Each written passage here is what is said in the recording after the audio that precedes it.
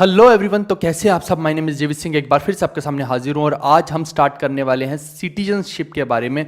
एक एक डिटेल इसके अंदर देख लेंगे। बहुत इंटरेस्टिंग सेशन इसलिए रहने वाला है क्योंकि इसके अंदर बहुत सारी नई चीज़ें आपको सीखने को मिलेंगी कि कोई विदेशी है, अगर वो भारत के अंदर आए तो क्या उसको सिटीजनशिप मिल सकती है, या फिर अगर आप भारत से चले जाते हैं किसी और देश की नागरिकता ले लें तो क्या आपकी रिटेन रहेगी सिटीजनशिप। ऐसे बहुत सारे केसेस अलग अलग तरह के बनते हैं। उस टाइम पे डिविजन्स हुई, उस टाइम पे क्या क्या हुआ, सब चीज़ें हम एक एक करके इसके अंदर देखते हैं। आइए सबसे पहले तो स्टार्ट करते हैं। इसके अंदर देखिए कि आर्टिकल की बात करें तो कौन कौन से आर्टिकल इन्वॉल्व है। 5 से लेके 11 आर्टिकल तक इन्वॉल्व है। और कौन से पार्ट के अंदर है ये सिटीजनशिप एक्ट, ये है पार्ट 2 के अंदर। तो ये एक एक करके मैं सारी चीज़ें आपको बताता जाऊंगा। अभी बहुत कुछ इसके अंदर सीखने को है। पहले थोड़ा सा देख लेते हैं इसका ब्रीफ आइडिया, फिर आपको सब कुछ मैं बताऊंगा इसके अंदर। आप देखिए कि जो पार्ट 2 है वो कवर कर रहा है आर्टिकल 5 से 11 को। और इसके अंदर क्या है, constitution confers the following rights and privileges to Indian citizens of India and denies the same to aliens. यानी कि ये जो इतने सारे हमारे कॉन्स्टिट्यूशन के अंदर अधिकार लिखे हुए हैं, ड्यूटीज लिखी हुई हैं, बहुत सारे प्रिविलेजेस लिखे हुए हैं, वो सब ये ना भारत के सिटीजन्स के लिए हैं, लेकिन जो कोई बाहरी व्यक्ति है उसके लिए नहीं है। और कुछ कुछ चीज़ें उसके लिए भी हैं, जैसे मान लीजिए कि राइट टू लिव है तो क्या उसको मार थोड़ी देंगे कोई विदेशी आ गया तो, है ना। तो ऐसे कुछ कुछ चीज़ें उनके लिए हैं, लेकिन मेनली जो है वो भारतीयों के लिए हैं। आप देखिए कि जो आर्टिकल 15, 16, 19, 29 और 30 ये हम आगे चल के पढ़ेंगे। फंडामेंटल राइट्स वगैरह हैं इसके अंदर सारे। तो ये जो है बेसिकली आप समझ लेना फंडामेंटल राइट्स के आर्टिकल हैं। तो कुछ पर्टिकुलर राइट्स को छोड़ के, जैसे मैंने बोला ना राइट टू लिव हो गया, है ना, उनको छोड़ के ये जितने भी हैं आर्टिकल, ये फॉरेनर्स के ऊपर अलाउड नहीं है। ये केवल और केवल भारतीयों के लिए हैं जिनके पास यहाँ की नागरिकता है। फिर right to vote in elections to the Lok Sabha and state legislature assembly, ये भी सिर्फ भारतीयों के लिए, ये भी दूसरों के लिए नहीं हो सकता। वो वोट कैसे कर देंगे यहाँ पे आके। फिर right to contest for membership of parliament and the state legislature, तो अगेन आप इलेक्शन में खड़े हो सकते हैं तो इस देश के नागरिक है तो ही खड़े हो पाएंगे, ऐसा नहीं है कि कोई विदेशी आके खड़ा हो जाए। फिर eligibility to hold certain public offices, जैसे मान लीजिए कि आज की डेट में आप लोग एग्जाम देते हो, आप देते हो ना, एसएससी का एग्जाम दिया मान लो आपने, या यूपीएससी का किसी बच्चे ने एग्जाम दिया, वहां से ये जो बंदे हैं आईएएस बन रहे हैं, है ना, यहाँ से इंस्पेक्टर बन रहे हैं, आईआरएस भी बन रहे हैं। तो ये जितने भी लोग हैं ये तभी ऐसा पॉसिबल हो पाएगा अगर ये इंडिया की नागरिकता इनके पास है, ये इंडियन है। अदरवाइज इनको ये एग्जाम देना भी अलाउड नहीं है इनकी नेशनैलिटी की वजह से, ठीक है। तो और ऊपर से आप देखिए कि बड़ी बड़ी पोजीशन, जैसे जज की पोजीशन हो गई, चीफ जस्टिस की पोजीशन हो गई, अटॉर्नी जनरल, ये बहुत सारी ऐसी पोजीशंस हैं जिनके लिए आपको भारतीय होना बेहद ज़रूरी है। अब आप सोचिए कि क्या हमारे साथ हमेशा ऐसे ही था सिटीजनशिप के अंदर? जी नहीं, सब चीज़ें ऐसी नहीं थी। शुरू में क्या हुआ होगा आप देखना, शुरू में जो है पाकिस्तान यहाँ पे है और इधर भारत है ना, तो उस टाइम पे क्या हुआ कि बहुत सारे लोग, देखिए जैसे ही डिवीजन हुई, बहुत सारे लोग इधर से उधर और उधर से इधर आने शुरू हो गए। अब इससे क्या हुआ, एक तरह से इसको रोका क्यों नहीं गया, या ऐसा क्या कारण है इसके पीछे? तो आप देखिए कि इधर कंप्लीटली मुस्लिम मेजोरिटी हो गई और इधर जो है मेजोरिटी किसकी हो गई, हिंदूज की हो गई। इसीलिए ये भी एक कारण था कि रोकने का कोई मतलब ही नहीं था इसको, और लोगों की मर्जी हो कहीं भी रहना चाहे। पर आपको क्या लगता है, क्या आपको लगता है कि ये 1947 की बात है, सिर्फ 15 अगस्त 1947 के आसपास ही ऐसा हुआ था माइग्रेशन? तो आप गलत हैं, ऐसा नहीं है। इसके 2 साल बाद भी 1949 तक भी, लगभग 2 साल के आसपास तक भी लोग इधर से उधर और उधर से इधर आते जाते रह रहे थे। ऐसा बिल्कुल भी नहीं था कि कोई इनके ऊपर रोक टोक थी, है ना। बाद में फिर एक ऐसा दोनों देशों ने आपस में समझौता किया, और एक ऐसा देखिए उस टाइम पे कॉन्स्टिट्यूशन नहीं था कि आप किसी को वीज़ा वगैरह दे दें या एम्बेसियां बना दें, ऐसा तो है नहीं था, वो तो बनने में समय लगना था अभी। तो यानी कि यहाँ पे एक म्यूचुअल अंडरस्टैंडिंग के साथ एक ऐसा वो बना दिया गया, लॉ बना लीजिए, लॉ तो नहीं कह सकते एक तरह से, बस आपसी समझौता है एक तरह से, कि आपको अगर जाना है उधर से इधर या इधर से उधर तो बिना गवर्नमेंट की परमिशन के नहीं जा सकते। यानी कि यहाँ पे फिर बाद में क्या लाया गया, परमिशन का सिस्टम लेके आया गया। अब आप देखिए, आप सोचेंगे कि भैया ये यहाँ तक तो ठीक था, लेकिन आप समझिए कि कॉन्स्टिट्यूशन आने के बाद सारी की सारी समस्या खड़ी होगी। उससे पहले तो कोई दिक्कत ही नहीं थी, जंगल राज था, वो इधर आ रहे हैं ये उधर जा रहे हैं, ऐसे ऐसे आपस में कर रहे हैं। यानी कि सिटीजन तो है ही नहीं है किसी भी देश के अभी तक। सिटीजन बनने के लिए क्या चाहिए, पहले पूरा पूरा कॉन्स्टिट्यूशन होगा जिसके अंदर संविधान की किताब में सब लिखा होगा, उसके बेसिस पे ही तो सब करेंगे ना। तो संविधान ही नहीं है तो सिटीजनशिप का एक्ट ही नहीं है, तो बात ही खत्म हो जाती है। तो फिर इसीलिए कॉन्स्टिट्यूशन मेकर्स बहुत ज़्यादा परेशान थे कि भैया जल्दी से जल्दी कॉन्स्टिट्यूशन को इंप्लीमेंट करना है। और यही वजह है जब नेहरू जी ने ये बोला कि भैया हम 26 जनवरी 1950 को करेंगे, जबकि कब नवंबर में बन गया था 1949 में, तो तब भी सब लोगों ने इस पे ऑब्जेक्शन रेज किया था कि भैया ऑलरेडी इतना परेशान हो रखे हैं, सारा देश चलाना है, आप कहाँ हमें इन चक्करों में फंसा रहे हो। इसीलिए उस टाइम पे उनको ये भी उनके ऊपर ऑब्जेक्शन डाला गया था। ठीक है, अब यहाँ पे देखिए कि ये सब माइग्रेशन चालू है 2 साल तक के अंदर भी। अब यहाँ पे आगे होगा क्या, बहुत सारी चीजें निकल के आएंगी जब कॉन्स्टिट्यूशन बन जाता है। आप देखिए कि जैसे ही कॉन्स्टिट्यूशन बना तो क्या अब माइग्रेशन इतना आसान रहेगा? जी नहीं। अब आपको क्या लगेगा, चाहे आप बोलिए कि पासपोर्ट्स लगेंगे या फिर कहिए कि आपको अलग अलग प्रॉपर वो वीज़ा वगैरह लगेंगे, ऐसा नहीं है कि आप यूं ही इस देश से उधर, उधर से इधर, क्योंकि अब प्रॉपर दोनों का कॉन्स्टिट्यूशन जब बन जाएगा तो अब ये क्या है कि एकदम ठप्पा लग गया, मोहर लग गया कि अब ये पूरा का पूरा स्ट्रॉन्ग पॉलिसी पे हम काम करेंगे। और पॉलिसी कौन सी होगी? जो हमारे संविधान में लिख दी है वही हमारी पॉलिसी है और उसी पे ही पूरा देश हम चलाएंगे। अगर सोचिए कि संविधान हो ही ना तो ये तो बिल्कुल जंगल बन जाएगा यहाँ पे, तो ये समझ ही नहीं आएगा आपको कि देश को चलाएं कैसे। कोई भी अपनी मनमर्जी करता रहेगा, है ना, ऑटोक्रेसी का मोड आ जाएगा बिल्कुल ही, और धीरे धीरे क्या पता मोनार्की का भी आ जाए, जो कि ऐसे देख के भी अजीब सही लगता है आजकल, तो है ना। तो वैसे ही लोग परेशान रहते हैं आजकल, ऐसे ऐसे कानून आते हैं कि रातों रात खबर होती है कि मित्रों आज रात को ये होने वाला है ना, दिल घबरा जाता है। जैसे अगर मोदी जी बोल दें कि मित्रों बोल दें, और बस उसी के साथ ही अपना दिल धक धक करने लग जाता है। तो वही वाली चीज़ है ये। अब यहाँ पे देखिए कि आर्टिकल कौन कौन से डाले गए हैं इसके अंदर, अभी हम और डिटेल में बात करेंगे इस आगे वाली चीज़ों की। इसमें देखो आर्टिकल मैंने बोला ना 5 से 11 डाले गए हैं। अब समझना 5, 6 और 7 और 8 ये जो हैं, ये 4 के 4 आर्टिकल जो हैं, ये क्या बोलते हैं? Identify citizen at the time of commencement of constitution. ये चारों के बारे में हम बहुत डिटेल में अभी पढ़ने वाले हैं। इन्हीं के ऊपर सारी की सारी गेम घूमने वाली इस पूरे सेशन में। देखो ये 4 वो आर्टिकल हैं कि जब मान लो कि मैंने बोला ना बहुत सारी ऐसी कंडीशंस अराइज होती हैं जब हमारा देश आज़ाद हुआ। ऐसा हो सकता है, मान लो एग्जांपल के तौर पे मैं बताता हूँ अलग अलग कंडीशंस क्या है। ऐसा हो सकता है कि मान लो शुरू में आप इधर चले गए पाकिस्तान में, शुरू में 1947 में, लेकिन अब वहां पे आपने देखा कि भैया यहाँ तो हालात खराब लग रहे हैं, यहाँ नहीं मैं रह पाऊंगा, तो आपने बाद में मन बनाया और वापस से कहाँ आ गए? भारत आ गए। एक कंडीशन तो ये हुई। एक कंडीशन ये हो सकती है कि 1947 के बाद ही वहां पे जो माइग्रेशन हो गई है। अब देखो संविधान जो आया है 1950 में आया है ना, आप देख समझना इस चीज को। तो यानी जो मेजर चीज देखेंगे ना हम 1950 से इधर की और 1950 से उधर की, ऐसे समझना पड़ेगा आपको। ठीक है, तो 1950 से पहले पहले ये कंडीशंस प्रिवेल हो रही थी, है ना, कि कोई इधर गया कोई उधर गया। अब ये भी हो सकता है कि कोई बंदा जैसे मान लो कि उसके पेरेंट्स जो हैं वो यहाँ के हैं भारत के, लेकिन बाद में वो खुद इधर माइग्रेट कर गया, ऐसा भी तो हो सकता है एक केस। या फिर इसका उल्टा भी है कि उसके पेरेंट्स इधर के हैं, वो इधर माइग्रेट, बहुत सारी ऐसी कंडीशंस बनती है। या फिर आप देखिए कि बहुत सारे अंग्रेज थे तो वो तो ऑलरेडी भारत के अंदर ही थे, तो वो इतने समय से यहाँ पे रह रहे थे, क्या उनको सिटीजनशिप बना देना चाहिए, सिटीजन बना देना चाहिए भारत का? एक ये भी कंडीशन आती है। ऐसी 50 कंडीशन जब आप समझेंगे ना थोड़ा सा धीरे धीरे, तो आपको समझ आएगा कि अच्छा ये सारी कंडीशन बनती है। वो सभी कंडीशंस पे हम काम करेंगे आज, ऐसा नहीं कि मैंने बस मुंह से बता दिया और हो गया। तो आप देखिए कि ये चारों आर्टिकल उसी के रिगार्डिंग है, इनके बारे में बात करेंगे। अच्छा, आर्टिकल 9 जो है हमारा, इसमें क्या होता है कि single citizenship and loss of citizenship पे, यानी कि अगर आप भारत की नागरिकता ले लेते हैं, भारत के अंदर आप सिटीजन हैं, तो आपकी किसी भी और कंट्री की कोई नागरिकता है ना तो वो तुरंत खत्म हो जाएगी। ये आपको ध्यान रखना है। यानी एग्जांपल के तौर पे अगर आज बिल गेट्स चाहे कि वो भारत का नागरिक बनना चाहता है ना, तो वो भारत में आके अप्लाई कर दे, एग्जांपल के तौर पे, एग्जांपल बता रहा हूँ, तो ऐसा हो सकता है। ऐसा नहीं है कि इसके ऊपर कोई वो है, इसके भी एक रूल है, अभी बताऊंगा आपको रूल, है ना। तो वो मान लो कि भारत के अंदर अप्लाई कर देता है, तो जैसे ही वो भारत का सिटीजनशिप उसको मिल जाएगी ना, तो तुरंत क्या होगा, क्योंकि भारत डुअल सिटीजनशिप को अलाउ नहीं करता है, तो इससे क्या होगा कि तुरंत जो है उसकी जो यूएस की सिटीजनशिप है वो उससे छीन जाएगी। यानी कि वहां पे वो अब सिटीजन नहीं रहेगा, अब वो यहाँ का सिटीजन, इंडिया का माना जाएगा। यानी ऐसे ही कुछ लोग आप देखिए कि पंजाब के अंदर स्पेशली होता है कि बहुत सारे लोग विदेश में चले जाते हैं, कनेडा है ना, कनेडा में जाते हैं, कनाडा, तो यहाँ यूएस में, इंग्लैंड में, कहीं भी चले जाते हैं। तो ऐसी समस्या में क्या होता है कि वो लोग यहाँ की सिटीजन को सिटीजनशिप को लूज कर सकते हैं जैसे ही उनको वहाँ की सिटीजनशिप मिलेगी। वहाँ पे भी अलग अलग रूल रहते हैं उस देश के, पेपर वर्क रहता है, बहुत कुछ रहता है, तो वो वहाँ के सिटीजन बन जाएंगे जैसे ही, तो फिर यहाँ की उनकी लूज हो जाएगी। बट ये अलग बात है कि ये लोग बताएं ही ना किसी तरीके से कि भैया हम वहाँ पे सिटीजनशिप हमें मिल चुकी है, तो एक अलग बात है। ऐसे इलीगल चीज़ें तो बहुत हो रही हैं, लेकिन मैं मुद्दे की बात बता रहा हूँ आपको कि जो हमारा संविधान बताता है। फिर सिंगल सिटीजनशिप के साथ लॉस ऑफ सिटीजनशिप, दोनों मैंने चीज़ें बता दी, डुअल सिटीजनशिप है नहीं है।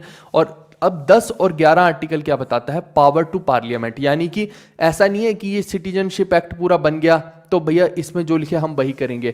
इसके अंदर टाइम टू टाइम बदलाव भी होंगे। मान लो कि आज की डेट में अगर ऐसा बोला जाता है कि एक पर्टिकुलर डेट दे दी जाए, मान लो कि इस डेट से पहले जो इंडिया के अंदर आ गए वो उनको हम सिटीजन मानेंगे, इसके बाद जो है उनको नहीं मानेंगे।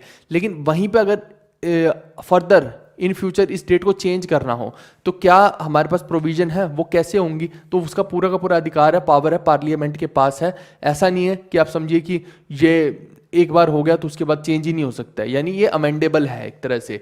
तो ये पार्लियामेंट टाइम टू टाइम इसको चेंज करती रहती है। अभी हम देखेंगे रिसेंट एग्जांपल के साथ CAA, सिटीजनशिप अमेंडमेंट एक्ट जो आया था, जिसके अंदर मुस्लिम्स ने बहुत ज़्यादा विरोध किया और पूरे वर्ल्ड में भारत का बहुत विरोध हुआ था, उसके बारे में भी हम थोड़ी देर में बात करेंगे। तो वहाँ से आपको और ज़्यादा समझ में आएगा कि ये जो पावर टू पार्लियामेंट है, ये 10 और 11 आर्टिकल को इस्तेमाल करके कैसे CAA को लाया गया था।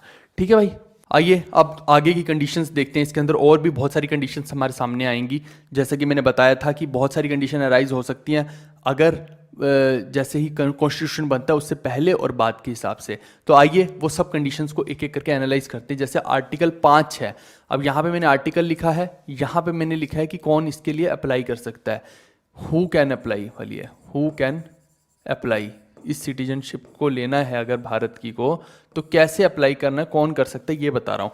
आर्टिकल 5 जो बोलता है कि a person having domicile of India, अगर किसी व्यक्ति के पास भारत का डोमिसाइल है, यानी कि वो भारत का ऑलरेडी नागरिक है, मतलब डोमिसाइल क्या है, नागरिक नहीं बोल सकते इसको, रह रहा है ऑलरेडी भारत में, यानी कि रिहायश उसकी कहाँ है, घर उसका कहाँ है, भारत के अंदर है, तो वो कैसे इस सिटीजन को मतलब भारत का सिटीजन बन सकता है, वो समझने वाली बात है। इसके अंदर फर्दर कंडीशंस आएंगी। इसके अंदर 3 कंडीशन आएंगी। पहला है कि वो भारत के अंदर ही बोर्न हुआ हो।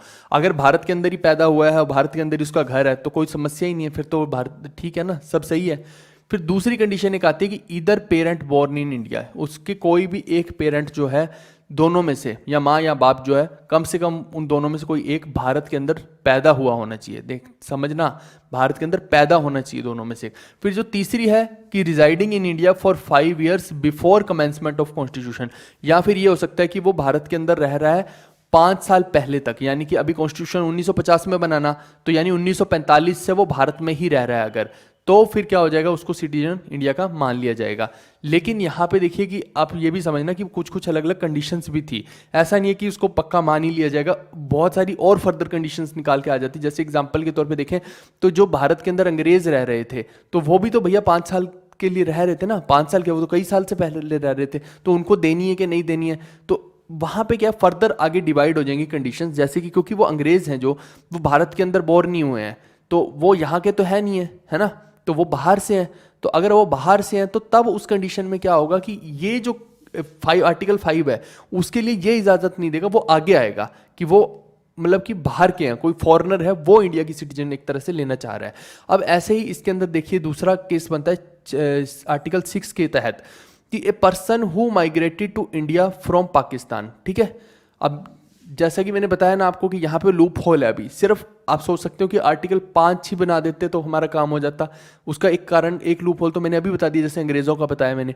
ऐसे ही अब ये सफिशिएंट नहीं था, तभी फिर आर्टिकल 6 बनाया गया कि एक पर्सन जो माइग्रेट किया है भारत में फ्रॉम पाकिस्तान, तो अब ये पाकिस्तान से जो भारत के अंदर है, क्या इसको सिटीजन मान लेना चाहिए साथ में। ये देखिए इसमें 2 कंडीशन है कि अगर तो आप 19 जुलाई 1948 से पहले, यानी कि इस डेट से पहले अगर आप भारत के अंदर आए हैं, तो क्या होगा, इफ ही और ईदर पेरेंट और any grandparent born in undivided India then he has been Indian citizenship automatically. कहने का मतलब है कि अगर इस डेट से पहले आप भारत के अंदर आ गए हैं पाकिस्तान से, समझना, तो क्या होगा कि या तो आप भारत के अंदर पैदा होने चाहिए, या फिर आपके कोई भी एक पेरेंट भारत के अंदर पैदा हुआ होना चाहिए, या फिर आपका कोई ग्रैंड पेरेंट भारत के अंदर पैदा हुआ होना चाहिए।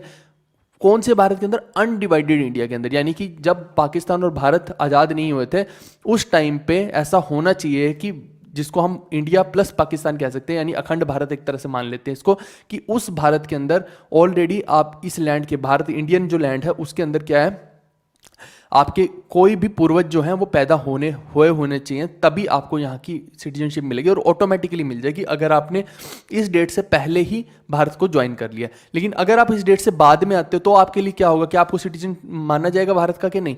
तो उस केस में अलग कंडीशन है कि if he had to spend 6 months in India along with above condition, if नहीं आएगा यहाँ पे। इसमें क्या है कि ऊपर वाली कंडीशन तो प्रिवेल्ड रहेगी कि आपका अगर आप इस डेट के बाद आ रहे हो ना भारत के अंदर, उस टाइम की बात बता रहा हूँ या आज की बात नहीं बता रहा हूँ, ठीक है? तो ये 19 जुलाई 1948 में क्या है कि अगर आप बाद में आए हो इस डेट के बाद भारत के अंदर, तो ये कंडीशन तो रहेगी कि आपका कोई पेरेंट यहाँ पे पैदा हुआ होना चाहिए या कोई ग्रैंड पेरेंट पैदा हुआ होना चाहिए। इसके अलावा आपको 6 महीने भारत के अंदर और बिताने पड़ेंगे, तभी आप एलिजिबल होंगे भारतीय सिटीजनशिप के लिए। तो ये एक कंडीशन निकल के आई आर्टिकल 6 में से 2 कंडीशंस, ठीक है? अब आर्टिकल 7 के अंदर देखते हैं, a person who migrated to Pakistan after 1 March 1947 but return to India before 26 January 1950। समझना इस चीज को, एक आदमी था जो कि माइग्रेट कर गया पाकिस्तान में। यहां पे देखना, a person who migrated to India from Pakistan, यानी यहां तो है जो भारत के अंदर आया कहां से? पाकिस्तान से, लेकिन यहां उल्टा है। यहां बोल रहा है a person who migrated to Pakistan after 1 March 1947। समझना, ये 1 मार्च 1947 की डेट इंपॉर्टेंट क्यों है आप सोच रहे होंगे? ये वही डेट है जिसके अंदर आपको मालूम होगा कि बहुत दंगे हुए थे जब एक देश से दूसरे देश में लोग जा रहे थे। जैसे ही पता लगा कि भैया 2 भागों में देश बंटने वाला है, तो जितने मुस्लिम्स थे वो उधर जा रहे थे, जो उधर के हिंदू या सिख थे वो इधर भारत की तरफ आ रहे थे। तो मारकाट हुई, बहुत तगड़ी वायलेंस हुई, बहुत ज़्यादा परेशानी हुई थी लोगों को। तो इसीलिए ये जो है एकदम काला दिन इसको बोल सकते हो आप, कि यहाँ पे बहुत सारे लोगों का नुकसान हुआ, जान मान का नुकसान हुआ, हर तरह से हुआ। तो इस वजह से ये जो डेट है इसको रेफरेंस क्रिएट कर दिया गया भैया, क्योंकि उस डेट पे क्या हुआ, हो सकता है कि आप किसी डर की वजह से, किसी खौफ की वजह से इधर से उधर या उधर से इधर आ रहे थे, ऐसा हो सकता है ना। लेकिन आप हो सकता है बाद में अपनी नेटिव लैंड में ही रहना चाह रहे हो। समझना इस चीज को। तो एक person who migrated to Pakistan after 1 March, यानी 1 मार्च को जब ये दंगे हुए तो आप यहां से निकल के पाकिस्तान की तरफ चले गए, लेकिन बाद में आपको समझ आई कि भैया नहीं, वहां पे मैं नहीं रह सकता हूं, अब आप वापस आना चाहते हैं भारत के अंदर। तो अगर आप 26 जनवरी 1950 से पहले भारत के अंदर वापस आ रहे हैं तो क्या होगा कि after spending 6 months in India they have to register themselves for citizenship. यानी कि अब आपको क्या करना पड़ेगा, केवल और केवल भारत के अंदर आके 6 महीने रहना है। कुछ ऐसी कंडीशन है, लेकिन साथ में समझना इसमें अलग कंडीशंस हैं। ये भी कंडीशंस थी इसके अंदर, लेकिन इसमें सीधी सीधी कंडीशन है कि इसमें तो क्लियर है ना कि आप यहीं के थे, यहीं से तो उधर गए हैं, तो इसलिए इसमें वो कंडीशन नहीं लिखी गई है। सिंपल सी बात है ना। तो आपको 6 महीने यहाँ पे भारत में रह के खुद को रजिस्टर करवाना सिटीजनशिप के लिए। फिर आर्टिकल 8 क्या बोलता है, a person who is residing outside India, जो बंदा भारत से बाहर रह रहा है, यानी कि भारत मतलब भारत के अंदर नहीं रह रहा है, भारत से बाहर है, तो उस केस में क्या होगा समझना, अलग अलग चीजें हैं। If he is living in any other country, यहां पे एनी के बाद अदर लगा लीजिएगा, any other country but earlier he और ईदर पेरेंट और any grandparent was born in undivided India. इसमें कंडीशन क्या है कि वो आज की डेट में बाहर कहीं रह रहा है फॉरेन के अंदर, लेकिन पहले क्या हुआ होगा कि उसके कोई माँ बाप में से कोई एक व्यक्ति या फिर उसका जो दादा दादी या नाना नानी में से, ग्रैंड पेरेंट्स में से कोई एक व्यक्ति यहाँ भारत के अंदर, अनडिवाइडेड भारत के अंदर बॉर्न हुआ होना चाहिए है। उस केस में he can register himself as a citizen of India by the diplomatic और कॉन्सुलर रिप्रेजेंटेटिव ऑफ इंडिया। ये कैसे रजिस्टर करवा सकता खुद को, जैसे एम्बेसीज वगैरह होती हैं, तो वहाँ अपने जिस भी देश में रह रहे हैं वहाँ पे जाके, ये जैसे भारत की एम्बेसी है तो वहाँ पे जाके वहाँ ये अपने पूरे के पूरे डॉक्यूमेंट्स देगा और फिर इसको एक पूरी प्रोसेस होगी जिसके तहत ये सिटीजनशिप को ले सकता है। ये एक तरीका है। टोटल मैंने आपको 4 तरीके बताए कि कौन कौन किस किस कंडीशन के लिए अप्लाई करेगा, सारी कंडीशंस बताई। आइए अब आगे बढ़ते हैं हम। आगे देखिए आप कि आर्टिकल 9 जो है और 10 है, ये सब मैंने बता दिया आपको। साथ में ये बताया कि parliament have the power to make any provision with respect to the acquisition and termination of citizenship. यानी जो पार्लियामेंट के पास पावर है, कहां पे आ रही है पार्लियामेंट की पावर, 10 और 11 आर्टिकल जो है ये पार्लियामेंट को ये पावर दे रहे हैं कि ये कोई भी चेंज कर सकता है सिटीजनशिप अमेंडमेंट एक्ट के अंदर।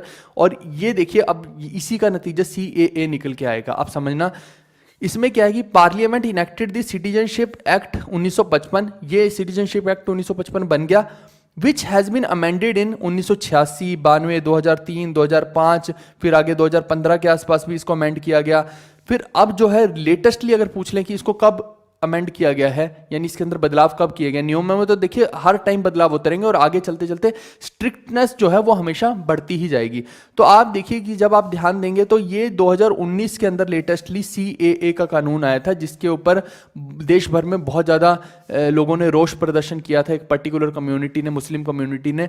आप समझेंगे उसका जब कारण तो आपको समझ में आएगा कि क्यों ऐसा किया गया। और साथ में इसके एक और चीज़ है कि पूरे के पूरे वर्ल्ड में भी इसकी बहुत ज़्यादा मतलब आप कह सकते हैं कि निंदा हुई थी कि भारत ने ये क्यों किया है, क्योंकि भारत कभी भी ना किसी धर्म के नाम पे कभी ये चीज़ नहीं करता था।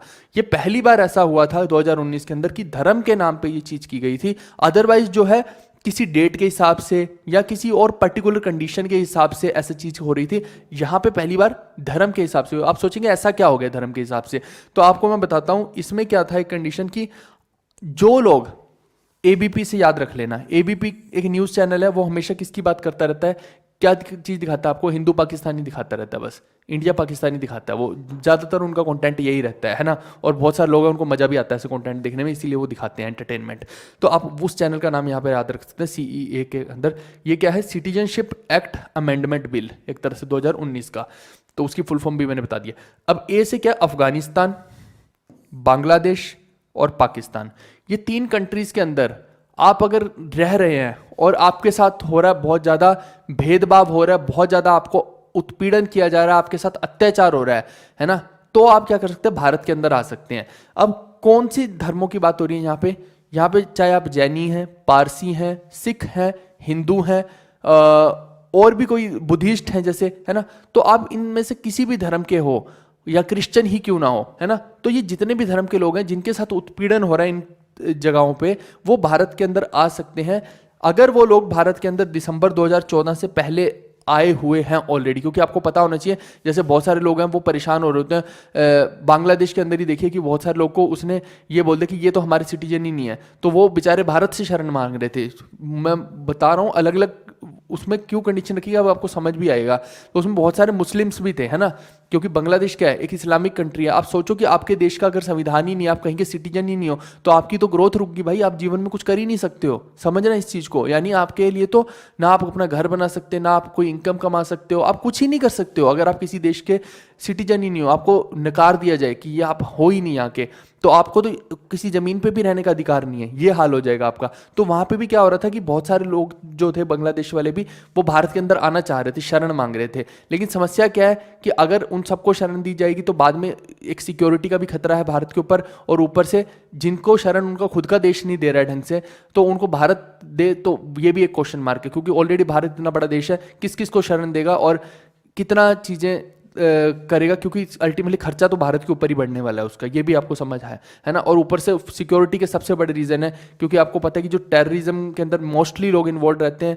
वो कौन है, तो उस वजह से शायद में भी एक कारण रहा हो कि ऐसा किया गया है। आप सोचेंगे क्या किया गया, सभी धर्मों को अलाउ कर दिया गया कि अगर आप दिसंबर 2014 से पहले भारत के अंदर आ रखे हैं तो आपको सिटीजन बना दिया जाएगा, केवल एक धर्म के लोग को छोड़ के, जो है मुस्लिम धर्म। सीधा सीधा मैं आपको बताता हूँ, इसीलिए इसका रोष मुजाहरे हुए थे कि भैया ये गलत चीज़ है, धर्म के नाम पे ऐसे नहीं करना चाहिए, है ना। तो वो बहुत सारे लोग थे जिनको शरण देनी पड़ जाएगी, ये समझ लीजिए आप। तो इस वजह से मे बी ऐसा हुआ हो। चलिए आगे बढ़ते हैं हम। अब देखिए कि 5 मोड हैं भारत के अंदर सिटीजनशिप लेने के as per the citizenship act. अब वो 5 तरीके कौन से हैं वो समझते हैं। अभी तो हमने कंडीशंस देखी थी अलग अलग, है ना, कि वो जब हमारा देश आज़ाद हुआ उससे पहले, उसके बाद में कोई बाहर रह रहा है, कोई यहीं का है, कोई पाकिस्तान चला गया, कोई किसी और कंट्री में चला गया, तो वो कैसे करना है। लेकिन अब जो है, अब मान लीजिए कि आपको मैं 5 ऐसे तरीके बताने लगा हूँ जिससे कि आप भारत की सिटीजनशिप ले सकते हैं, जैसे कि बाय बर्थ। अब इसके अंदर भी बहुत मजा आएगा आपको, बाय बर्थ वाले में भी। अब एक एक करके हम सब पढ़ेंगे। फिर bye decent, bye registration, bye naturalisation और फिर बाय एक्विजिशन। ये 5 तरीके भी मैं डिटेल में एक्सप्लेन करूंगा अगली स्लाइड के अंदर। और इसके अलावा जो लॉस ऑफ सिटीजनशिप होगा वो क्या होगा, कब होता है कि आप भारत की नागरिकता खो देंगे, टर्मिनेशन आपको कर दिया जाए, आप खुद ही त्याग दें, या फिर डेप्रीवेशन हो जाए, या फिर आप ये समझिए इसके अंदर कि आप किसी और देश की नागरिकता आपने ले ली है ना, तो आपने जब ले ली वहाँ की तो फिर डुअल सिटीजनशिप तो इंडिया अलाउ नहीं करता, आप उधर के नागरिक हो गए तो यहाँ की खत्म हो जाएगी कट। तो बहुत सारी ऐसी चीज़ें हैं जिसकी वजह से इंडिया की सिटीजनशिप आप लूज कर सकते हैं। फिर India provides for single citizenship, ये मैं बार बार 10 बार बता चुका हूँ, डुअल सिटीजन हम अलाउड नहीं करते हैं। ठीक है, आइए अब देखते हैं कि ये आदमी जो है इसको कैसे सिटीजनशिप मिलेगी। आप देखो पहले कंडीशन निकलती है कि बाय बर्थ, अगर बर्थ के आधार पर देखा जाए तो if person is born in India, simple सी बात है, एक तो ये हो सकता है इसके अंदर, और फिर आगे और भी इसके अंदर बहुत सारे निकल के आएंगे, वो हम एक एक करके देखेंगे। इसके अंदर भी बहुत सारी कंडीशंस निकल के आएंगी। मान लो कि उधर कोई पेरेंट्स थे वो उधर चले गए फॉरेन में, तो पहले यहाँ रह रहे थे तो बच्चा वहाँ पैदा हुआ या यहाँ पैदा हुआ, तो कैसे, वो बहुत सारी कंडीशंस अभी देखेंगे हम।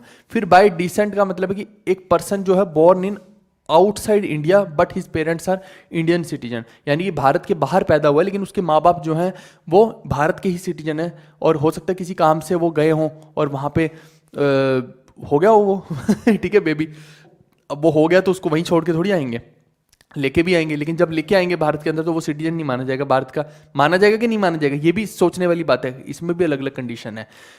फिर तीसरा निकल के आता है बाय रजिस्ट्रेशन, कि it applies to those people who have Indian origin but currently holding citizenship of different country, जो भारत के ही हैं लेकिन अभी जो है वो होल्ड कर रहे हैं सिटीजनशिप अलग कंट्री की किसी की, और वो भारत के अंदर वापस आना चाहते हैं, तो क्या करना पड़ेगा, उनको छोड़नी पड़ेगी वो सिटीजनशिप, पहली बात तो वो है। फिर by naturalisation, it applies to those foreign nationals who do not have Indian origin, अब जो लोग भारतीय नहीं है, बिल्कुल फॉरेन के, आप देखिए कि आज की डेट में बहुत सारे फॉरेन के लोग भारत के अंदर आके और अपना धर्म भी परिवर्तन कर रहे हैं, वो देखिए वो डालते रहते हैं हरे कृष्णा हरे राधे वाले, है ना, तो ऐसे करके आप बहुत सारी चीज़ें देखते हैं। तो अगर वो भारत के अंदर ही लोग रहना चाहते हैं तो उनको क्या कंडीशन है, आप वो समझना, वो होती है बाय नेचुरलाइजेशन। अब ये नेचुरलाइजेशन में क्या होगा, क्योंकि वो भारतीय तो है नहीं, तो वो हम आगे चल के देखते हैं अभी। और जो लास्ट पॉइंट है by acquisition of any other territory into the Indian union, यानी कि भारत अगर आगे फर्दर मान लो कि सपोज कीजिए एग्जांपल के तौर पे कि हम तिब्बत को अपने अंडर कर लें एग्जांपल के तौर पे, तो फिर क्या होगा कि वो जो लोग हैं ऑटोमेटिकली अप्लाई कर सकते हैं भारत की सिटीजनशिप के लिए, क्योंकि अब हमने क्या किया, तिब्बत को अपने अंडर ले लिया, एग्जांपल के तौर पे मैं बता रहा हूँ, या पूरी चाइना को ले लिया, है ना जो कि होगा नहीं, बट एग्जांपल के तौर पे मैं बता रहा हूँ। तो वो भी एक तरीका है। तो इस पॉइंट के बारे में ज़्यादा सोचने की जरूरत नहीं है, ना ही इसको ज़्यादा रीड करने की जरूरत है, क्योंकि ये तो सिंपल सी बात है कि अगर भारत ने कोई टेरिटरी को अपने कब्जे में लिया है तो वहाँ के लोग तो फिर भारतीय सिटीजन नहीं कहलाएंगे ना, वो यहीं के लिए तो अप्लाई करेंगे, और कहाँ के लिए करेंगे फिर अप्लाई। आगे बढ़ते हैं, अब देखिए कि एक एक करके पॉइंट्स पे आते हैं। सबसे पहला पॉइंट था बाय बर्थ, अगर व्यक्ति का जन्म भारत के अंदर हुआ है तो अब क्या कंडीशन आती है, यहां पे 3 कंडीशन निकल के आएंगी। पहली कंडीशन है कि वो जो व्यक्ति है वो 26 जनवरी 1950, यानी कि जब संविधान हमारा बना था या लागू हुआ था ये कह दिए, उस डेट के बीच में और 1 जुलाई 1987, यानी कि ये जो पूरी की पूरी टेन्योर दे रखा है ना, अगर बच्चा इसके बीच में पैदा हुआ है ना, तो क्या होगा, जो नेशनैलिटी है उसको तभी मिलेगी, भारत की नागरिकता तभी मिलेगी अगर उसका कोई लेना देना नहीं, मतलब वो ऑटोमेटिकली है। यहाँ पे देखिए parents then nationality of parents doesn't matter, यानी कि आपके माँ बाप यहाँ के हैं नहीं है कोई मैटर नहीं है, अगर आप 26 जनवरी 1950 से 1 जुलाई 1987 के बीच में पैदा हुए हैं तो आप ऑटोमेटिकली भारत के ही सिटीजन माने जाएंगे। ऐसा नहीं कि भारत में आपका जन्म हो गया तो आप भारतीय सिटीजन हो गए, ऐसा नहीं है, गलती से भी ये मत समझ लेना। ये तब था 1987 तक, लेकिन वहाँ पे भारतीयों को समझ में आई कि इस लूप होल के फायदे भी बहुत उठाए जा सकते हैं, क्योंकि कोई फॉरेनर आएगा मान लो, और मान लो कि वो यहाँ पे आके बच्चे को पैदा कर दिया तो वो तो बच्चा यहीं का हो गया, तो ऐसा थोड़ी होता है। तो उन्होंने एक अलग रूल निकाला इसके लिए। क्या रूल निकाला, फिर इसको 1986 के अंदर अमेंड किया गया, सिटीजनशिप अमेंडमेंट एक्ट लाया गया। इसमें क्या कि अगर आप 1 जुलाई 1987 से 3 दिसंबर 2004 के बीच में पैदा हुए हैं, अगर देखिए अब यहां से 1 जुलाई 1987 के बाद पैदा हुए और 3 दिसंबर 2004 से पहले पैदा हो गए, तो क्या होगा कि आपका कोई भी एक पेरेंट जो है वो भारत के अंदर पैदा हुआ होना चाहिए, then either of the parent must be citizen of India. पैदा या फिर ये कहें कि वो सिटीजन होना चाहिए। अब पैदा का तो मतलब नहीं रहा यहाँ पे, क्योंकि उस टाइम पे पैदा इसलिए था जरूरी जब भारत डिवाइड हुआ था, क्योंकि तब तो कोई सिटीजनशिप ही नहीं थी ना। लेकिन अभी क्या है, ऐसा हो सकता है ना कि किसी बंदे ने ऑलरेडी अपने यहाँ भारत में बहुत लंबे समय तक रह के सिटीजनशिप ले ली हो, जबकि वो फॉरेनर हो, कोई अंग्रेज हो, तो ऐसा भी तो हो सकता है ना। तो फिर ऐसा थोड़ी बोलेंगे कि बोर नहीं हुए तुम यहाँ पे, तो वो तो गलत चीज़ होगी। तो यानी कि आपका कोई भी एक पेरेंट जो है ना, वो अगर भारतीय है यानी कि यहाँ का सिटीजन है, तो फिर आपको भी सिटीजनशिप मिल जाएगी अगर आप इस डेट से इस डेट के बीच में है। तो इससे क्या हो गया, एक तरह से वो जो लूप होल था ना पेरेंट्स वाला, कि कोई भी आके यहाँ पे फिर तो कोई अंग्रेज पैदा कर जाए बच्चे, ऐसा तो नहीं होगा ना। तो वो जो लूप होल है उसको हमने कवर कर लिया यहाँ पे, यानी कि यहाँ पे एक लूप होल था, खड्डा था, जिसको हमने भर लिया यहाँ पे आके। अब इसके बाद क्या हुआ कि अभी भी एक दिक्कत है यहाँ पे। अब इसमें क्या हो रहा है कि इलीगली कोई लोग आ गए, मान लो कि पाकिस्तान से आ गया कोई बंदा, और वो इलीगल माइग्रेंट है। वो पहले भी हो सकता था यहाँ पे, लेकिन यहाँ पे होने से हमने इस कानून के तहत बचा लिया। लेकिन अब भी हो सकता है कि जैसे पेरेंट्स में यहाँ पे हमने बोल रखे ईदर पेरेंट, यानी कि कोई भी एक जो है वो भारतीय होना चाहिए, उसके बाद सिटीजनशिप होनी चाहिए। लेकिन एक बंदा मान लो पाकिस्तान से इलीगली भारत के अंदर आ गया किसी भी रास्ते से, है ना, सरहद के पार से आ गया यहाँ पे, और यहाँ पे आके उसने किसी भारतीय से कर ली शादी जिसके पास सिटीजन थी, तो अब वो क्या कहलाएगा, क्या उसके पास अधिकार है भारत की सिटीजनशिप का? जी नहीं, वो तो इलीगल माइग्रेंट है एक तरह से। तो इस वजह से क्या है, इस चीज को रोकने के लिए भारतीयों ने एक और रूल पारित किया 2005 के अंदर, एक अमेंडमेंट लाई गए जिसके अंदर बोला गया कि अगर कोई बंदा 3 दिसंबर 2004 से आज तक की डेट में, जब तक कि आगे हम कोई कानून नहीं लेके आते, यानी अभी भी ये चल रहा है, अब आगे इसमें कोई कानून आ जाए तो बदलाव आ जाएंगे। पॉलिटी यही है कि पॉलिटी जो है ना, मैं आपको बता रहा हूं, ये एक तरह से राज सत्ता है सारी की सारी, ये यूं चुटकियों में बदलती है। चुटकियों में नए कानून आ जाएंगे, चुटकियों में नई टेरिटरीज बन जाएंगी, ये हर समय के साथ चेंज होती जाती है। मैं आज आपको ये पढ़ा रहा हूँ, मैं आज से 6 महीने बाद पढ़ाऊंगा तो बहुत सारे चेंजेस आ जाएंगे इसके अंदर, बहुत सारी नई चीज़ें आ जाएंगी, है ना। तो ये समय समय के साथ बदलाव होते जाते हैं। ऐसे मान लीजिए कि आज पीएम कोई और है, अब मैं मान लो आज पढ़ा के चला गया कि मोदी जी पीएम है, 6 महीने बाद साल भर में कोई पीएम बदल गए, है ना, एग्जाम्पल के तौर पर बता रहा हूँ, या किसी स्टेट के सीएम है ना, मैंने आज पढ़ा दिया कि इस स्टेट के ये सीएम है, 6 महीने बाद मान लो सीएम बदल गए, 6 महीने तो छोड़ो, अगले महीने सीएम बदल जाए उस स्टेट के, क्या पता लगता है, क्योंकि इलेक्शन हमारे देश में चलते ही रहते हैं, ये तो कॉमन प्रथा हो गई है। तो इस वजह से पॉलिटी के अंदर बदलाव बहुत ज्यादा आते हैं, इसको थोड़ा सा आपको ध्यान रखना। इसीलिए मैंने ये जो है फ्रेश नया कंटेंट बनाया, ये नहीं कि कोई पुराना चिपका दिया आपको। और इसमें देखिए 3 दिसंबर 2004 से आज तक की डेट का अगर आप पैदा हुए हैं भारत के अंदर, तो फिर आपका जो दोनों ही पेरेंट हैं उनमें से कोई भी एक तो भारत का सिटीजन होना चाहिए, पहली बात ये। और दूसरा, वो इलीगली माइग्रेंट होकर नहीं आना चाहिए। यानी कि कई लोग ऐसे होते हैं कि लीगल डॉक्यूमेंट के तहत वीजा के थ्रू भारत के अंदर मान लिए पढ़ने आते हैं। मैंने बहुत सारे लोग देखे मेरी यूनिवर्सिटी के अंदर, खुद अफगानिस्तान से लोग पढ़ने आते थे, है ना। तो अब क्या वो इलीगल माइग्रेंट है? जी नहीं, वो प्रॉपर अपना, जैसे आइलेट्स वगैरह होती है, हम क्लियर करके हम भी तो जाते हैं ना दूसरी कंट्रीज में, यूएस वगैरह में पढ़ने के लिए। तो ऐसे हम कोई इलीगल थोड़ी वहां पे गए, हम लीगल रास्ते से गए ना वहां पे, पर हम सिटीजन नहीं है वहां के। ऐसे ही वो अफगानिस्तान वाला बंदा यहाँ आया तो वो सिटीजन नहीं है, वो सिर्फ पढ़ने आ रखा है यहाँ पे, लेकिन यहाँ पे आगे वो शादी कर ले किसी के साथ, तो फिर उस केस में क्या हो जाएगा, बहुत सारे आगे और प्रोविजन निकलते हैं, वो भारत के अंदर रह सकता है, लेकिन सिटीजनशिप ऐसे नहीं मिलती है। उसके लिए एक पर्टिकुलर समय उसको बिताना पड़ेगा, 6-7 साल भारत के अंदर, तब जाके मिलेगी उसको। और भी बहुत सारी ऐसी व्यवस्थाएं हैं वो करनी पड़ेंगी। तो ये एक चीज को रोकने के लिए हमने ये किया है, ठीक है। तो आपने देखा बर्थ के, जन्म के आधार पर भी कई सारे तथ्य निकल के आए।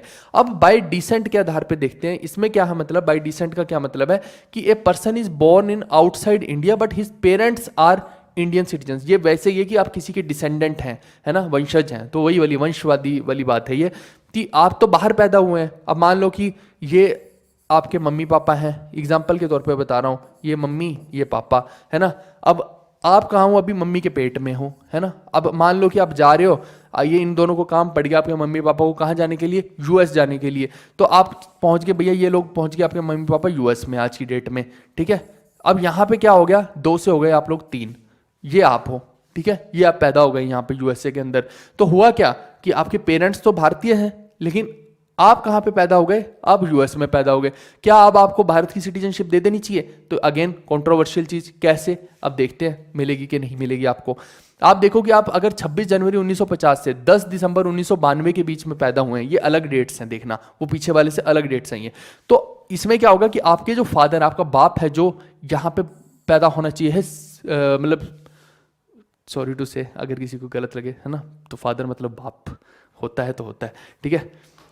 आप देखिए कि आपके जो फादर हैं वो यहीं पे बॉर्न होने चाहिए हैं भारत के अंदर, या फिर ये कह लीजिए कि भारत के सिटीजनशिप उनके पास होनी चाहिए है, ठीक है।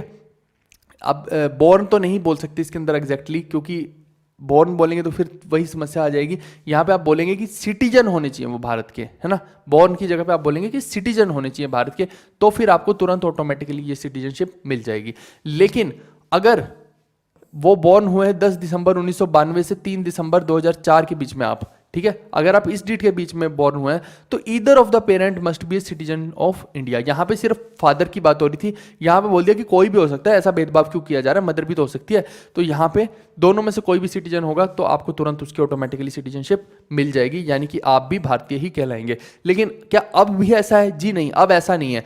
अगर आप अब पैदा हो रहे हैं, इफ बॉर्न बिटवीन 3 दिसंबर 2004 से अब तक, यानी कि 3 दिसंबर 2004 के बाद अगर कोई बच्चा, उसके पेरेंट्स फॉरेन चले गए और ये बच्चा पैदा हो गया यहाँ पे, ठीक है, तो क्या होगा, वो ये चीज़ है ना जो डिसेंट रूल है, इसको अप्लाई नहीं करवा सकता, यानी कि इन दोनों कंडीशंस को अप्लाई नहीं करवा पाएगा वो खुद पे, वो उसको सिटीजनशिप भारत का नहीं माना जाएगा। जी हाँ, उसको तभी माना जाएगा अगर उसके पेरेंट्स जो हैं उस बच्चे को रजिस्टर करवाने इंडियन कॉन्सुलेट में जाके, वहाँ एम्बेसी वगैरह में जाके, या 1 साल के अंदर अंदर जाके कि भैया ये बच्चा जो है हमारा बाहर पैदा हुआ था तो इसको प्लीज़ रजिस्टर कर लिया जाए। ऐसा मत कीजिए, इसको वो मत समझ लेना कि तुम ये भारतीय नहीं है, देश निकाला थोड़ी देना बेचारे को, अभी अभी तो पैदा हुआ है ना। तो ये काम आपको करना है 1 साल के अंदर अंदर उसके जन्म के, तो ही आप उस बच्चे को इंडिया की सिटीजनशिप दिला पाएंगे। But most of the parents ऐसा नहीं करते हैं, आपको मैं बताऊं वो क्या करते हैं। जैसे यूएस में बच्चा पैदा हुआ तो वो चाहेंगे कि उसको सिटीजनशिप यूएस की मिल जाए, तो वो यूएस के रूल्स उसकी किताब पढ़ने लग जाएंगे। अरे भाई यहाँ पे कैसे मिलेगी हमारे बेबी को सिटीजन, है ना। तो वही वाली चीज़ है। आइए अब आगे हम बढ़ते हैं रजिस्ट्रेशन प्रोसेस। ये किसके ऊपर अप्लाई है? It applies to those people who have Indian origin but currently holding citizenship of a different country. यानी आप हो तो भारतीय ही, आपका ओरिजिन भारत से ही है, लेकिन अभी आपके पास जो है सिटीजनशिप है अलग कंट्री की किसी, तो आपको क्या है, आपके पास 2-3 ऑप्शन इसके अंदर रहते हैं, कई सारे रहते हैं, लेकिन मैं आपको मोटे मोटे तौर पे बताता हूं कि आपके पास अगर ओसीआई कार्ड है, ओसीआई होता है overseas citizenship of India act, India card, ठीक है। तो इसमें क्या होता है, अगर आपके पास 5 साल से आप इसके होल्डर हो ना, 5 साल से ये कार्ड आपके पास है, तो आप भारत के अंदर आएंगे, आपको बस भारत के अंदर 12 महीने रहना है और आप भारत की सिटीजनशिप गेन कर सकते हैं। लेकिन वहीं पर अगर आपके पास ओसीआई कार्ड नहीं है तो आपको भारत के अंदर आकर 7 साल पहले भारत के अंदर रहना पड़ेगा, उसके बाद आप जो है इसके लिए अप्लाई कर सकते हैं। ठीक है भाई, इसके आगे चलते हैं। बाय नेचुरलाइजेशन, इसमें क्या होता है, it applies to those foreign nationals who do not have Indian origin. ये फॉरेनर हैं, वहां के बाहर के विदेशी हैं, लेकिन ये अगर भारत के अंदर आते हैं, अब क्योंकि भारतीय ओरिजिन नहीं है इनका, ये भारतीय तो है नहीं, लेकिन आकर यहाँ पे अगर रहना चाहें और यहाँ की सिटीजनशिप लेना चाहें तो कई सारे इसके अंदर रूल्स हैं। जैसे कि he must have resided India for 12 months immediately preceding the date of the application. यानी कि जब वो अप्लाई कर रहा है रजिस्ट्रेशन के लिए तो उससे, उस अप्लाई करने से पीछे 1 साल पहले तक देखा जाएगा, क्या वो पिछले 12 महीने से भारत में है, तभी वो उसको अप्लाई कर पाएगा। लेकिन क्या सिर्फ वो 12 महीने से भारत में रहना चाहिए? जी नहीं, उसको 14 साल, पिछले 14 साल देखे जाएंगे, लास्ट 14 ईयर्स देखे जाएंगे उसके। उसमें क्या है, इफेक्टिवली वो 12 साल तो भारत के अंदर रहना ही चाहिए। यानी कि हो सकता है कि वो बीच बीच में वापस से अपनी होमलैंड में जा रहा है, वहां पे कुछ भी काम करने जा सकता है ना, उसको एक छूट दी जा रही 14 में से कि भैया तुम पूरे 14 साल के अंदर अंदर केवल 2 साल ही अपने वहां वापस जा सकते हो या किसी और कंट्री में जा सकते हो, लेकिन कम से कम तुम्हें पिछले 14 साल के अंदर 12 साल तो भारत के अंदर व्यतीत करने ही करने हैं। और इन 12 सालों में भी जो आखिरी का 1 साल है, जिसको अज्ञातवास कहते हैं पांडवों की फॉर्म में, तो वो अज्ञातवास भी तुम्हें भारत के अंदर ही खत्म करना है। ऐसा नहीं कर सकते कि तुम आखिरी के 1 साल में कहीं बीच में डोलने चले गए बाहर और फिर आ गए और बोला कि लो भाई मैं तो अप्लाई कर रहा हूं। जी नहीं, आपको 1 साल पूरा का पूरा भारत के अंदर बिता के फिर ही एप्लीकेशन डालनी है। पहला तो ये कंडीशन होगी, ये पहले 2 कंडीशन यही मैंने आपको बताई हैं। फिर तीसरी कंडीशन हो गई कि he must have adequate knowledge of a language specified in schedule 8 of our constitution. अपने 8 नंबर शेड्यूल के अंदर बहुत सारी लैंग्वेजेस के बारे में बता रखा है, भारत की 22 लैंग्वेजेस के बारे में बताया है। उनमें से किसी भी एक भाषा की आपको अच्छी खासी ठीक ठाक नॉलेज होनी चाहिए, तभी आप भारत के अंदर अप्लाई कर सकते हैं अगर आप फॉरेनर हैं। बहुत सारे फॉरेनर हैं जो भारत में अलग अलग लैंग्वेजेस, कोई हिंदी सीखना है, कोई पंजाबी, कोई संस्कृत। आप यूनिवर्सिटीज़ में जाएंगे ना बड़ी बड़ी में, मैंने खुद देखा है भाई, मैं बहुत लोगों को देखता हूँ, तो वो सीखने आते हैं ऐसे अलग अलग लैंग्वेजेस को भारत के अंदर। फिर आगे देखते हैं हम कि he must have good character, एक अच्छा करेक्टर, ऐसा नहीं कि यलगार हो कर रहा है ना, कोई बंदूक बंदाक उठा ली उसने और काम कर दिया, कोई कांड कर दिया और फिर आके यहाँ बोल रहा है कि मेरे को शरण दे दो, यहाँ पे मैं यहाँ के सिटीजनशिप, ऐसे नहीं है ना। फिर आखिरी एक और इंपॉर्टेंट पॉइंट है कि his country must also have naturalisation process for Indians. इसका मतलब है कि आप जिस कंट्री के, मान लो कोई यूएस का सिटीजनशिप है किसी के पास, वो अब इंडिया में आया और वो ये पूरी की पूरी प्रोसेस को, नॉर्मल नेचुरलाइजेशन को फॉलो कर रहा है, सब कुछ कर दिया उसने, लेकिन वो सब कुछ कचरा हो जाएगा अगर ये काम यूएस में नहीं होता। अगर नेचुरलाइजेशन को यूएस प्रमोट नहीं करता फॉर इंडियंस, तो हम भी उनको नहीं करते हैं। यानी कि अगर हमारा कोई भारतीय यहाँ यूएसए में ऐसे इसी प्रोसेस के थ्रू अप्लाई करके पक्का होना चाहिए, वहां पे सिटीजन बनना चाहिए, तो अगर यूएस ऐसा करना अलाउ कर रहा है हमारे इंडियंस को वहां पे, तभी हमारा इंडिया जो है यूएसए को ये करना, यूएसए के सिटीजन्स को ये करना अलाउ करेगा, नहीं तो नहीं करेगा। लेकिन ये जो है ना प्रोसेस, ये एक बहुत लीनियंट प्रोसेस है इसके अंदर। इसका कारण समझिए, जैसे मान लीजिए कि जकरबर्ग साहब है, वो अब चाहें, फेसबुक वाले है ना, तो वो चाहें कि वो भारत के अंदर आके और यहाँ आपके सिटीजनशिप बनना चाहते हैं, तो क्या उनके ऊपर इतनी ज़्यादा रूल्स लगाए जाएंगे? क्या उनको ये 14-15 साल यहाँ पे रखा जाएगा फिर उसको बोला जाएगा कि हाँ अब आप ले सकते हो? जी नहीं, इसमें बहुत लीनियंसी रहती है। उनको बहुत ही कम समय में, हो सकता है 1 महीने में ही उनको जो यहाँ का सिटीजन बना दिया जाए। ये आपकी पर्सनैलिटी के ऊपर कि आप किस लेवल के आदमी हो। अगर आप बिल्कुल ही लो लेवल के हो, आपने जीवन में कुछ कर ही नहीं रखा, ना समाज के लिए ना खुद के लिए, तो फिर तो आपको पूरी प्रोसेस, यानी कि एक नॉर्मल प्रोसेस है जो भीड़ में लगेंगे आप। लेकिन अगर आप एक उम्दा व्यक्ति हैं, आपने पूरे देश विदेश में बहुत तगड़ा नाम कमा रखा है, एक एमिनेंट पर्सनैलिटी है, तो फिर आपको उसी हिसाब से ट्रीट किया जाएगा। भाई वीआईपी ट्रीटमेंट तो दिया ही जाएगा, क्यों नहीं दिया जाएगा? ठीक है भाई, तो ये हो गया। चलिए, ये सारे का सारा हमने जो देखा है, ये सिटीजनशिप के बारे में देखा है, और मैंने जिस हिसाब से आपको बताई हैं चीज़ें, मुझे नहीं लगता कि लोग आज की डेट में बताते भी होंगे। बहुत सारे डाउट आपके सिटीजनशिप से रिलेटेड मैंने आज क्लियर किए होंगे। ये एक बहुत इंटरेस्टिंग सेशन था जिसमें कि आपके अंदर क्यूरोसिटी जाग रही हो। ऐसे बहुत सारे और केसेस बन जाएंगे जिसमें आप सोचेंगे कि अच्छा, तो वो निक जोनस और प्रियंका चोपड़ा वाला है ना, कि निक जोनस को मिलेगी कि नहीं मिलेगी भारतीय सिटीजनशिप। तो निक जोनस को पहले 7-8 साल यहाँ रहना पड़ेगा, फिर मिलेगी उसको, ऐसे नहीं मिलेगी, है ना। तो ऐसे वाली सीन ही है, बहुत सारे केस ऐसे निकल के आएंगे। तो फिर ऐसे तो हम यही काम करते रहेंगे। हमने कोई सिटीजनशिप अमेंडमेंट एक्ट तो पढ़ना नहीं कि पेपर के हिसाब से, हमें एक मोटे तौर पर इसकी पूरी नॉलेज होनी चाहिए थी, इसके आर्टिकल्स का पता होना चाहिए था, वो सब हमने देख लिया, इसकी बारीकी देख ली, बहुत डिटेल में मैंने आपको बताई, कहानियों की फॉर्म में बता दी, ताकि आपको विद एग्जांपल्स बताइए कि सब चीज़ें समझ में आए।